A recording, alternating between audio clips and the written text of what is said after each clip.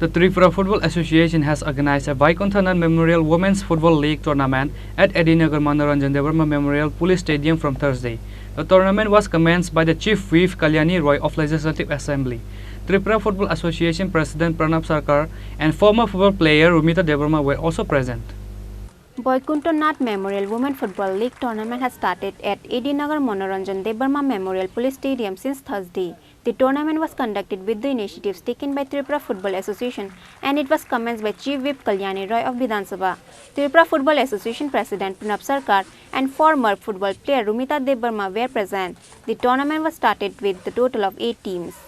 দেখুন বর্তমান কেন্দ্রীয় সরকার দেশের যিনি প্রধানমন্ত্রী তিনি খেলাধুলাকে একটা আন্তর্জাতিক জায়গায় একটা আন্তর্জাতিক মানে উন্নীত করার পরিকল্পনা নিয়েছেন এবং সেই লক্ষ্যকে সামনে রেখে কাজ শুরু করেছেন।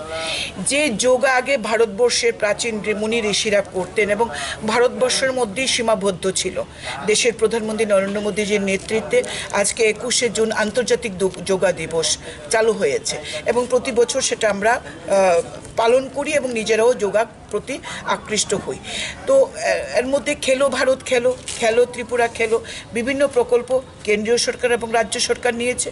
ফুটবল খেলা, ক্রিকেট খেলা, ভলিবল খেলাকে আন্তর্জাতিক মানে নিয়ে যাওয়ার পরিকল্পনা রয়েছে এবং সরকার আন্তরিকভাবে কাজ করছেন যাতে ফুটবল টিএফএ যেটা ত্রিপুরা ফুটবল অ্যাসোসিয়েশন আরও ভালো করে সেই লক্ষ্যকে সামনে রেখে, কারণ আমরা চাইছি নেশামুক্ত ত্রিপুরা, নেশামুক্ত ভারত করতে। এটা তখনই সম্ভব হবে যখন আমরা উঠতি ছেলে মেয়েদেরকে আমরা খেলাধুলার মধ্যে তাদেরকে রাখবো, তাদেরকে অ্যামিউজমেন্টের ব্যবস্থা করে দেব।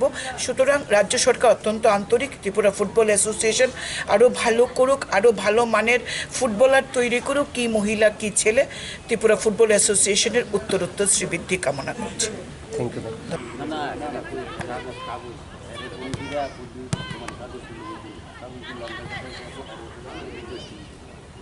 On the first day of the tournament, the match was between Janu Club and Jompujola Play Center. With 2 goals, Jompujola Play Center won the match.